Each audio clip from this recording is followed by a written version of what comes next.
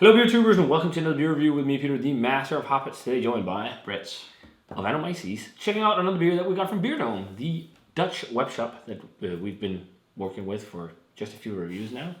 Quite new. For several years. For several years. No. But we got a great package from them and loads of great beer and also some mead.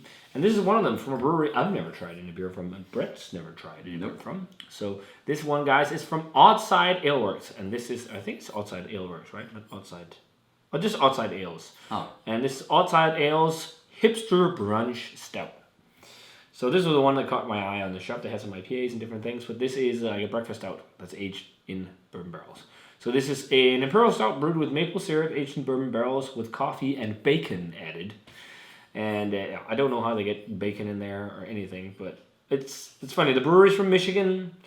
It sounds like, your KBS type of beer. Yeah. A lot of breweries, are doing this kind of style now and been doing it for a while, but it sounds a lot like that. And I was thinking it looks similar as well. It looks a bit similar in the glass. From Michigan, so I see some connotations. But yeah, thanks to Beerdome for this one. So pours a nice, pretty much pitch black color. Yeah, it is more or less pitch black. 11%, by the way. Yeah. Nice tan head. Quite fluffy looking. Yeah, let's check out the aroma. Ooh, there's like a boozy coffee. I'm almost getting that's something I sometimes get from bourbon barrels. Almost like banana. It's super weird. Because we had some fresh bourbon barrels at the brewery for the distillery. And I smelled it. And it almost had like a caramelized banana note.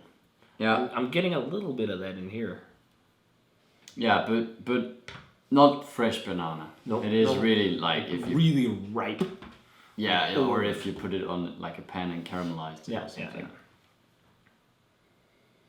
But yeah, it is actually. It reminds me a bit of CBS.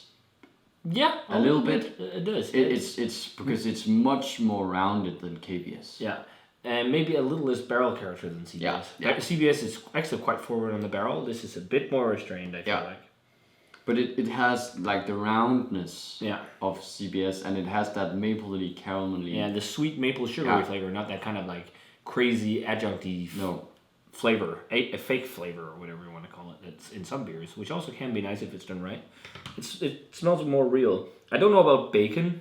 I was just about to say I'm getting a bit of like a generic umami thing. That could be that, like a savoriness. Yeah, because it is a bit savory, and it could just contribute to that.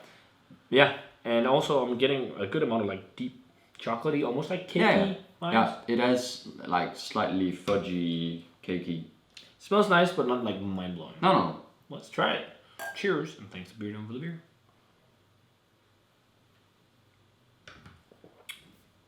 Ooh, it's kind of tart, isn't it?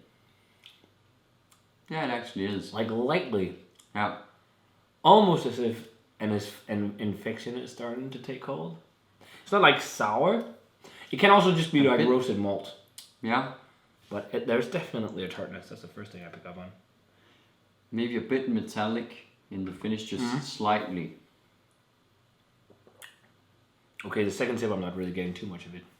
But the metallic note I do see a little bit of. Yeah, it reminds me a bit of the metallic note we got from the Perennial. The Perennial Prodigal. Exactly. It's like a medium, quite silky mouthfeel. Yeah. The maple is definitely there. It's like the sweet sugary flavor. I feel like the coffee's a little bit more restrained on the flavor. Yeah. It has a bit of like a slightly warming thing when it goes down. But it's not boozy in any way. It's very like soft and rounded and a bit chocolatey and a bit caramelly and chocolatey, fudgy, caramelly without being like crazy full on modern pastry like. No. I see connotations to something like CBS, but I will say this is a bit more restrained on everything. Yeah, and it's not as full bodied. No, yeah. And it does not have anywhere near as much barrel character. No. That beer has like fire barrel character. Yeah. This is like, there is some kind of barrel nuance, but it's not a lot. No. But it tastes like either, it's got like some tartness to it. And I think it's either because it's got a very low pH because of roasted malts and whatnot, or in the barrel it has been like going almost, the wrong way. Even though it's very strong, beers of this ABV can get infections. But yeah. But sometimes you get these stouts that are not maybe sour. They're just like a little bit tart from the malt, and I think that might be the case in this. I think so. Actually, again, the main thing for me is that it adds like this touch of metallic thing in the touch of dark fruit to it as well. I think. Yeah, maybe.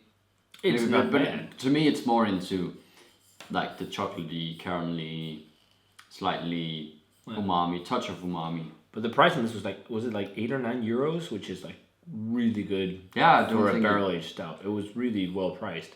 We also just talked about Central Waters. Yeah, they're also even lower priced than this one, and actually have higher grades. I don't know. I'm thinking like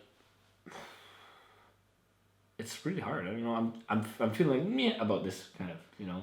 Yeah, it's okay. It's good. It's pretty good, but it's just like I'm not excited about it at all, which I kind of hope to be.